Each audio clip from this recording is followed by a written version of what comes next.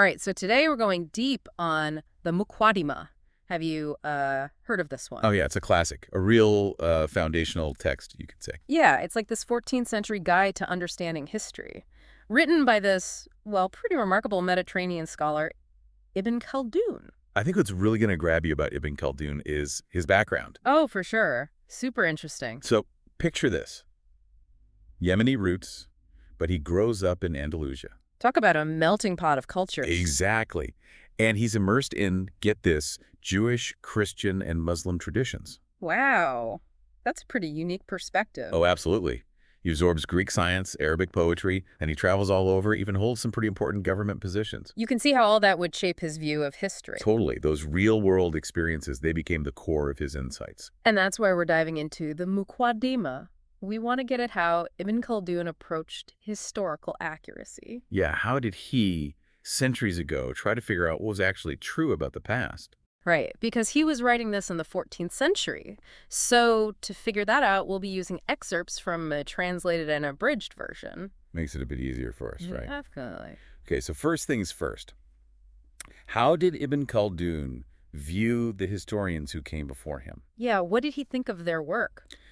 He thought a lot of them just kind of repeated what they'd heard without really questioning it. Like they weren't being critical enough. Exactly. They didn't stop to think about, like, the circumstances or the logic of what they were being told. And that's a big takeaway for us here. Don't just take things at face value. Right. Question everything. And Ibn Khaldun definitely questioned things. I mean, he wasn't shy about pointing out what he saw as straight-up inaccuracies. Like what? Well, remember all those stories about the huge Israelite armies under Moses and Solomon? Oh, yeah. Those numbers are massive. Well, he basically said those numbers were impossible. He said there's no way the land could have supported so many people. Yeah, the logistics would have been a nightmare. Exactly. He compared it to the Persian armies from his time, which were much smaller but still considered huge. So grounding those claims in what we know about the real world. Right. Ibn Khaldun was all about plausibility. And he didn't just question ancient history. He called out some stories about these Yemeni kings, the Tuba, who supposedly conquered North Africa and even reached China and Constantinople.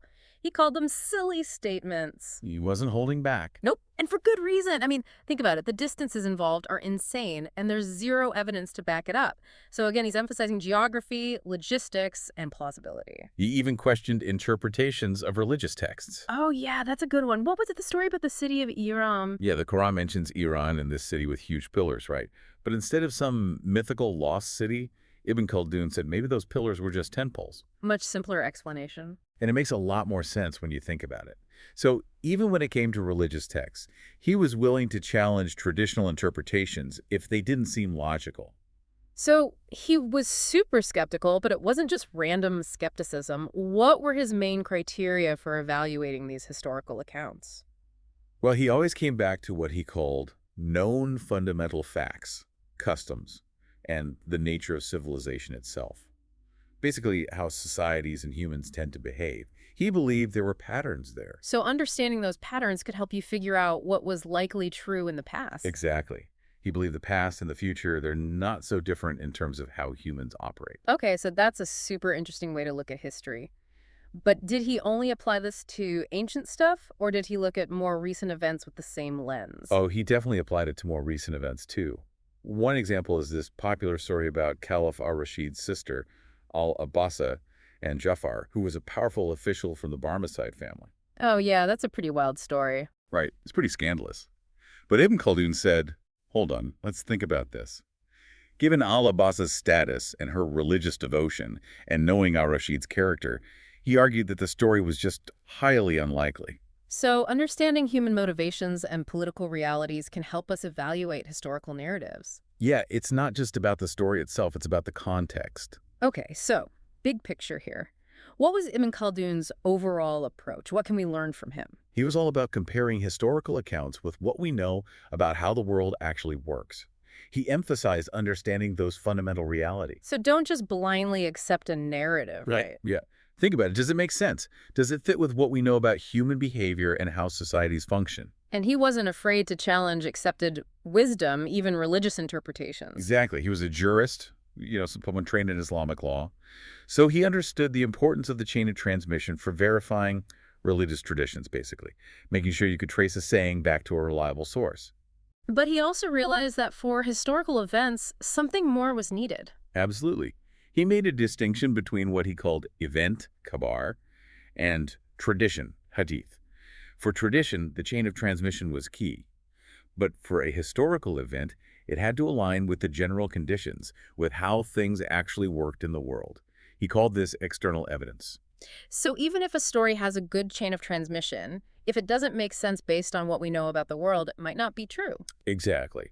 A good story doesn't necessarily equal a true story. And that's a huge takeaway for anyone, not just historians. For sure. It's about being a critical thinker. Exactly. Use logic, reason, understand how the world works. Don't just accept what you hear without questioning it. Ibn Khaldun was doing this way back in the 14th century, and his approach is still relevant today. It's almost like he's giving us a toolkit for navigating the world of information. So here's a final thought for you to consider. Think about all the information you encounter every day. What assumptions do you make? What narratives do you accept without really questioning them? It's a good question to ask ourselves because, like Ibn Khaldun showed us, understanding the past, how we interpret it, can really help us make sense of the present. And make better decisions. Exactly. So think about it. Thanks for joining us for another deep dive. We'll see you next time.